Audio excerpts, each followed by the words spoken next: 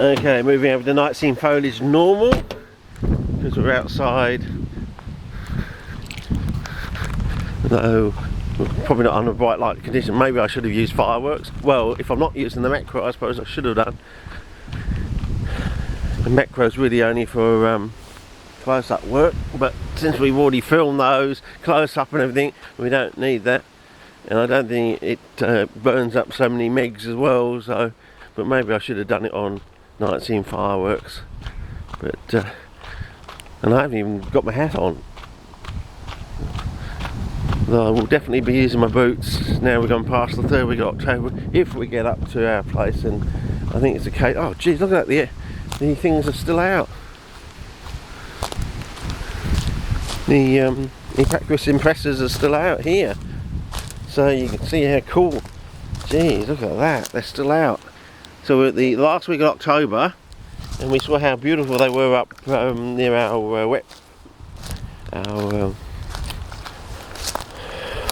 what do we call it, the wet wall or whatever it is, and these are nice and out too. So the tea trees still in flower, even though it's a week past basically their prime. These are sort of getting past their prime.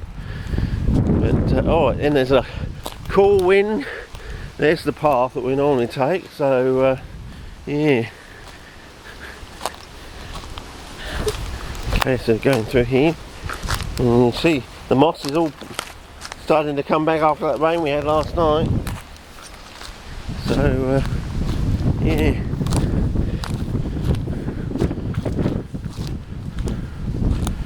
Just want to have a quick look.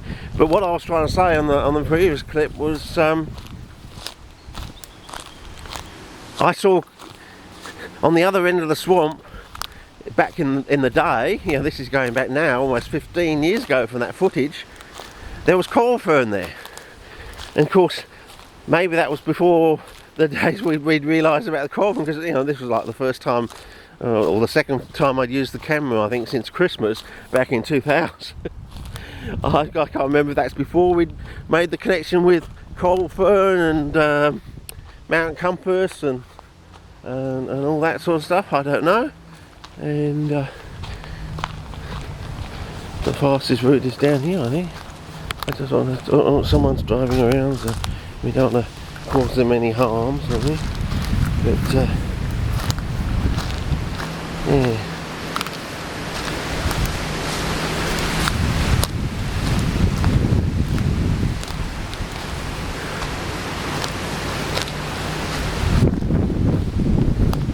Anyway, I think it's more a case of going down and to the left, I think, until we can see it. Oh, I'm starting to recognise some of the trees. I think I've been here so many times. Oh, there we go. I think you can recognise those trees from some of the previous clips. Well, Gideon probably can. He's probably watched it more than once. No, Richard, even I can't stand watching it all. Got to get your point about the trees. Oh yeah. So it still looks pretty. Now, where is our pond bizzo? I just want to make this as short and quick as sweet as possible, even though we've got this bloody long climb to go back up. But as I said, the reason I'm coming back down here again is because I saw the coral fern. It wasn't bracken, it was coral fern. You know, it had the classic, you know, you could, but it's that down the other end. You know, getting beyond slightly where I thought, oh, this is a very peaty area, Bernardo ought to grow here, sort of thing. And yeah, of course we didn't make the connection back then. I don't think we did. That, you know, we hadn't made the association between coral fern and Bernardo, having a very likely association sort of thing. But having seen this clip, suddenly I thought, oh bugger, you know, there's the coral fern. You know, there's some coral fern there, you know. So looking back in hindsight with 15 years of, you know, and here's some more of this. And of course I'm not on macro, so, whoa. Yeah, I think we're going to get down there. If I can see coral fern still there now. No, I can't see any coral fern where it should be now from here, so that's probably why we couldn't find it. If the coral fern has died out, know. Is there more water there now? Oh, what the heck, we're here, we might as well go down and have a look. It's unlikely we'll get snakes on a cold, windy, breezy day here, but definitely up there I'll have to, because we're going to the top of the, hopefully the ridge line, if we got the time.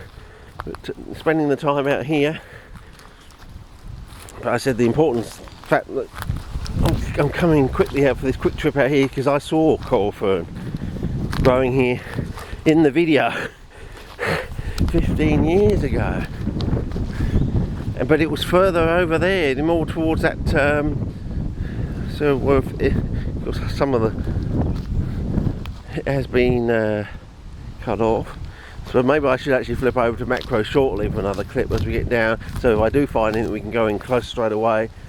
And oh, it's getting smaller and smaller, isn't it? Yeah, I mean it's barely a third now of what it was, you know. Even more, a bit cut off here, a bit cut off there. But there is pea now, so there's probably some nitrogen fixation going on in the soil. Maybe the P denotes where the coral fern used to be. Maybe that's what the connection is. I don't know. But I'll be talking more about ideas and Doug Danowski's idea about thing later on, I think. You'd be kicking yourself if I didn't go down and maybe the Mananthus has come back after 2 years since the bushfire. Last year we couldn't find it, but maybe it's come back. And we're making rapid progress, so I suppose, well, I want to make rapid progress, but it's the climb out that's going to be the killer. At least it's nice and cool, so but what I gain with the coolness I'm going to lose with the slippage, I know. The possibility of slipping down and breaking something. Yeah, Monoghan. Oh, look at the, yeah, look at the flowers there, almost like the some of the stuff down at the boardwalk sort of thing, but different, you know. Well, it was amazing actually to see all that pea type stuff at the swamp, you know, where they go on about, you know, lack of iron and lack of legumes and all that sort of stuff, and thinking, oh yeah. Well, it would be nice to walk across there, but you know, and look at that, oh, look at that peaty nature. Jeez, you could just plant banana in here, I reckon it'll take off. Well, you never know, maybe it just comes out later, we just don't realise. You know, all this coming now in like late November, early December sort of thing is even too early. At least now we know where to look. Anyway, I'll change to macro setting now and a new clip.